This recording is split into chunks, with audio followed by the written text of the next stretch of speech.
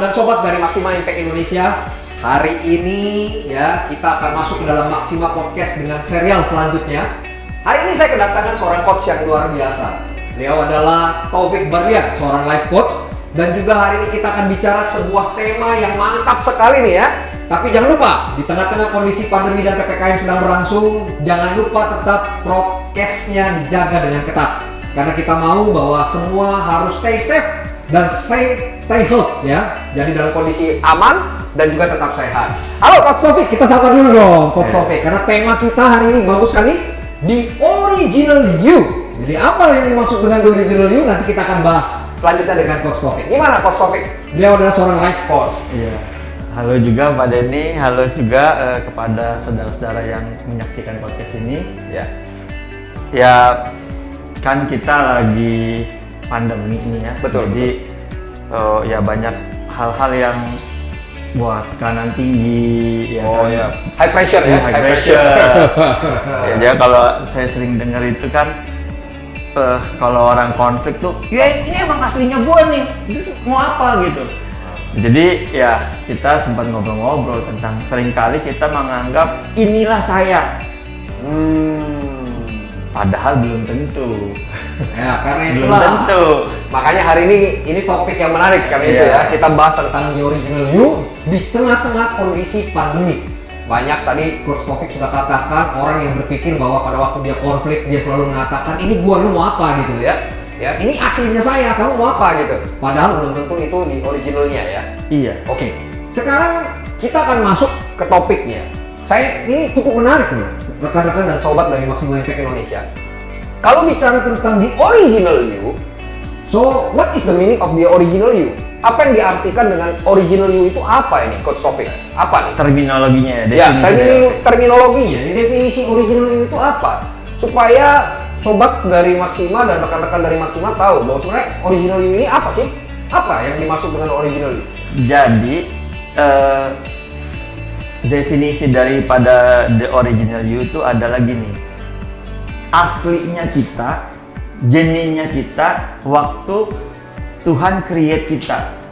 Nah, Pak Denny percaya kan ada Tuhan? Oh ya harus. Nah, Pak Denny percaya kan bahwa Tuhan menciptakan kita itu segala sesuatunya baik, bahkan sempurna adanya. Yes, betul. Karena kita nih ciptaan dari Tuhan yang paling sempurna. Nah, Ya. tapi kan dalam prosesnya banyak orang sekarang ngomong gini, emang aslinya saya itu pemarah Pak, emang saya aslinya gampang kecewa Pak, emang aslinya saya itu suka bersaing Pak, saya suka, wah gitu kan. Betul, betul. Nah, apa betul itu asli Tuhan ciptakan kita seperti itu pada awalnya? Oh, begitu. Nah, jadi The Original You adalah sebenarnya apa sih potensi-potensi yang Tuhan sediakan pada waktu Tuhan itu create kita. Ya, dalam kandungan ibu misalnya, waktu Tuhan ciptakan kita, tenun kita ya. Makanya tidak ada satu orang pun di dunia yang punya potensi, karakter, ya, sifat, sikap yang sama. Beda-beda. Totally berbeda ya. Totally. Sidik jarinya aja walaupun saudara kembar, ya beda. Ya. Nah, itulah sebetulnya aslinya kita. Dengan kata lain bahwa the original you adalah pada waktu kita betul-betul mengerti sebenarnya pada waktu kita diciptakan oleh Tuhan, uniknya kita itu apa? Itu Iya, yang dimaksud uniknya dengan kita apa? Potensinya kita apa? Itu the original you. Iya, the original. Berarti seringkali kalau kita lihat di tengah-tengah kondisi sekarang ini banyak orang yang dalam tanda kutip tidak mengerti the original you dong. Iya. Begitu ya? Nggak ngerti. Jadi kita sering mau jadi orang lain, Pak. Oke. Rumput tetangga lebih segar daripada rumput lebih hijau daripada rumput iya tetangga. Ya kan, wah kok dia hebat gini ya. Misalnya kalau orang lihat, waduh enak ya jadi Pak Denny misalnya, wah enak ya jadi ini, wah kayaknya apa gitu, ngomong sedikit hasilnya banyak. Oh sangat. Ini lagi nyindir ini. Iya, ada orang ngomong banyak dan ada hasilnya, Pak. Ini bisa aja nih, Coach. Iya. Padahal orang itu punya keunikan, Pak. Oke. Ada orang yang kerjanya di meja, ada orang yang kerjanya di panggung, ya, audience. Nah, tapi apakah yang di meja itu lebih nggak baik dibandingin yang di panggung? Oh, enggak. Semua Tuhan udah create dengan unik. Sekarang pertanyaan saya selanjutnya, yang saya pengen tahu dulu ini, seberapa pentingkah saya mengenal tentang original saya? Penting nggak Pak? Dan kenapa penting? Saya penasaran gitu loh ya. Kan banyak orang artinya di dunia ini yang tidak mengerti sebenarnya di original waktu kita diciptakan oleh Tuhan seperti apa. So, penting nggak sih Pak? Kita tahu atau memang ya udah kita berjalan dengan kondisi sekarang gini aja Coach, sudah cukup. Oke.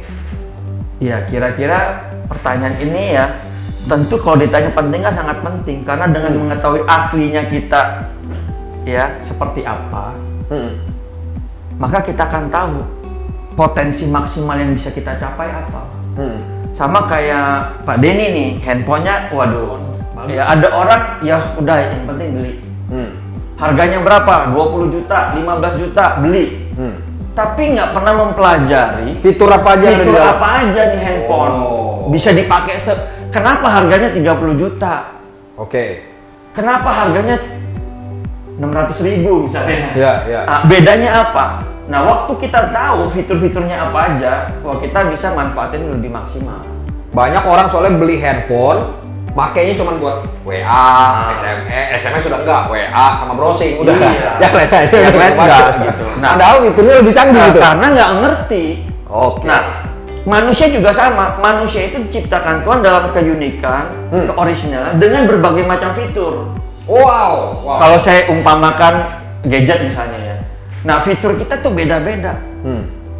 Ya, fiturnya Pak Denny beda dengan fiturnya saya, beda dengan fiturnya saudara. Nah, kalau kita bisa ngerti nih fiturnya apa aja, yes. Wah, kita luar biasa maksimal. Oke. Berarti penting banget ini ya, orang mengerti tentang bagaimana di original self ya, original dia itu seperti apa pada waktu pertama kali dia diciptakan oleh Tuhan, karena kita bisa memaksimalkan setiap fitur yang ada, setiap potensial yang ada di dalam diri kita, betul ya? Saya penasaran gitu, apa sih yang membuat akhirnya orang itu tidak mengenal di original self-nya? Oke. Apa? Emang pembentukan original self itu dari mana? Arahnya kemana dan dari mana ini? Kenapa orang bisa melenceng jauh? Why? Ya gini Pak, jadi original itu kan sejak lahir sebenarnya udah Tuhan taruh potensi, ya potensi, passion, ya.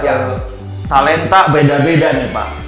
Ya sejak kecil Tuhan sudah tentukan. Tapi dalam proses perjalanannya kita ini nggak mengalami banyak hal yang ideal. Oke. Contoh ya, berapa banyak anak-anak teens atau anak kecil gitu dia hobi gambar, wah.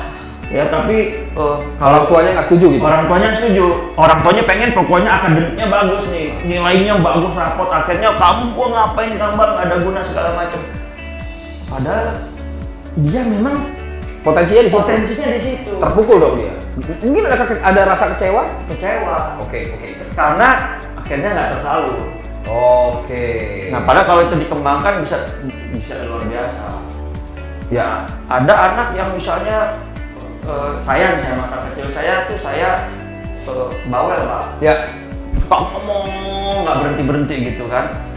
Ya saya kalau di rumah dibilang itu anak kecil dia nggak ngerti apa-apa, ini bawel apa. Jadi saya kalau di rumah nggak banyak ngomong. Ngomongnya nanti kalau di sekolah akhirnya ada masalah sama guru kan, guru ngomong saya juga ikut ngomong. Betul. Karena potensi itu terpendam. Artinya selama proses berjalannya waktu kita mengalami banyak hal yang harusnya itu bisa keluar dalam diri kita. Betul. Karena ada banyak kejadian yang menimpa kita, entah itu kita marah sama orang, dikecewakan, pahit dan lain-lain yang membuat akhirnya saya tidak bisa mengenal original saya seperti apa. Dan akhirnya tidak bisa memaksimalkan potensi dari original saya. Seandainya saya kenal, seandainya saya tahu, saya nggak punya confidence. Walaupun udah tahu pun akhirnya gara-gara proses itu membuat dia tidak confident. Ini soalnya saya teringat gini Pak Taufik. Golden age seorang anak terbentuk itu, baik itu secara karakter ya, itu di usia 0 sampai 12 tahun. 0 sampai 5 tahun ini masa di mana mereka menggunakan pola model. Jadi jangan pernah berpikir bahwa kalau anak di usia 0 sampai 5 tahun itu dia nggak ngerti apa-apa. Karena apa yang orang tuanya lakukan itu diserap sama dia, langsung masuk ke memori alam bawah sadar dan membentuk diri dia sekarang gitu loh. 6 sampai 12 tahun itu proses di mana pola asuh.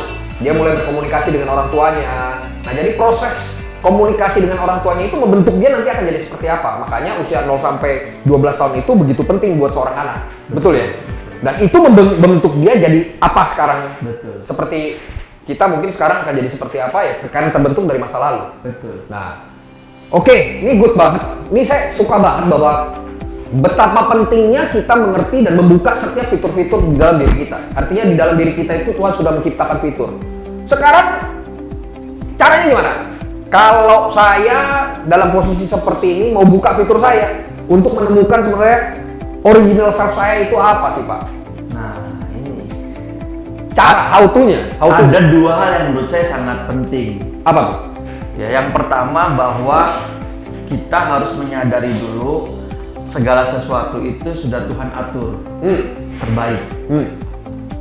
Menyadari bahwa Tuhan itu sudah atur dan beri yang terbaik. sekalipun mungkin saya lahir dengan kondisi keluarga yang berantakan, Ya, ada baiknya di situ. Ada maksud baik. sekalipun saya lahir dengan keluarga yang sangat miskin, Betul, ada baiknya di situ. Dengan- Karena yang kaya belum tentu lebih baik daripada yang miskin, walau kita semua mau yang kaya, Pak. oh iya, kalau bisa saya lahir di keluarga yang kaya, Iya. tapi kita nggak bisa milih, ada hal-hal yang nggak bisa kita pilih gitu. Nah, saya percaya bahwa Tuhan itu adil. Jadi yang pertama harus mengerti dulu bahwa Tuhan itu sudah create sesuatu yang unik, sesuatu yang mendatangkan kebaikan. Saya tubuhnya kurang. Sekarang sih lumayan lebar. Dulu mah yang listrik ya. Ya. Tapi saya punya kelebihan apa? Oh, saya punya kelebihan saya suka bicara. Cuma suka bicara. Tapi waktu kita nggak menyadari Tuhan, suka bicaranya ini dipakai buat apa? Mengatain orang, gosip, Oke. ya kan, ngomong hoax. Tapi waktu kita menyadari ada Tuhan di atas sana, ngomongnya itu jadi membangun loh. Oke. Menasehati, coba ngajarin orang, sampai akhirnya saya pikir, wah, saya mau jadi arsitek. Tapi arsitek karena sekolah saya masa lalunya hancur, nggak sempat masuk. Kalau dulu kan ada A1, A2, nggak bisa masuk A1, masuknya A3 Pak, sosial. Tapi akhirnya saya pikir saya pengen jadi arsitek buat kehidupan orang. Wes, cakep. Ya kan, Arsitek jadi buat bagaimana orang. waktu ngobrol kita bisa menolong orang, akhirnya membangun kehidupannya dia. Jadi saya bukan jadi arsitek sebuah bangunan, tapi saya menjadi arsitek sebuah kehidupan. Life coach. Nah, itu waktu dicerita ke orang, orang ketawa. Tapi waktu kita menyadari bahwa ada potensi ini, ada kesadaran bahwa ada Tuhan di atas yang bekerja mendatangkan kebaikan, ada kesadaran bahwa Tuhan udah kasih semuanya baik untuk mendatangkan kebaikan. Nah, kita akhirnya pikir, alangkah luar biasanya ya kalau saya bisa menjadi arsitek membangun kehidupan orang, sehingga itu orang itu kehidupannya jadi kokoh, megah, ya indah. Nah, itu luar biasa. Nah, akhirnya ya ini akhirnya jadi pekerjaan. Itu langkah kedua tuh ya. Pertama berarti menyadari Tuhannya, kedua belajar menerima diri kita pribadi. Ada langkah selanjutnya kan? Atau dua langkah ini adalah langkah yang paling penting? Ada satu lagi, Apa tuh? latihan. Oh, untuk sampai Iya, menjadi kompetensi ada prosesnya ya? Iya. Prosesnya. Jadi jangan pernah berpikir bahwa hari ini begitu kita menyadari, lalu kita mulai mengambil satu keputusan langsung berubah gitu. Enggak. Prosesnya panjang. Iya. Dan menikmati aja prosesnya. Panjang. Kita harus nikmatin prosesnya. Panjang Pak, panjang. itu mulai apa? Saya dulu mulainya Pak latihan di depan kaca berbicara positif. Yes. Misalnya ya Pak ya, ini kan katanya hidung mancung tapi ke dalam, Ya. ya kan?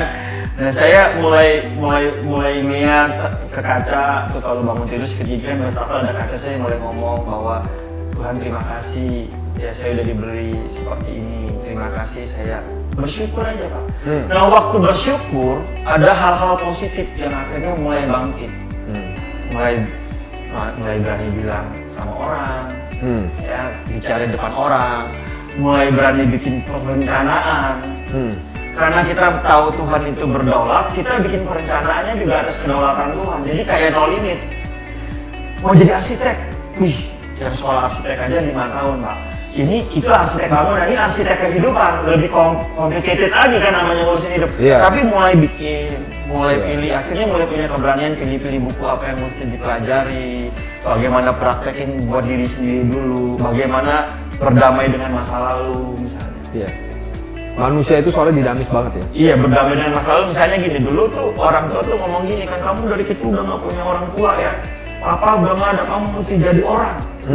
Maksudnya jadi orang. Kemarin berarti jadi orang tuh. Iya.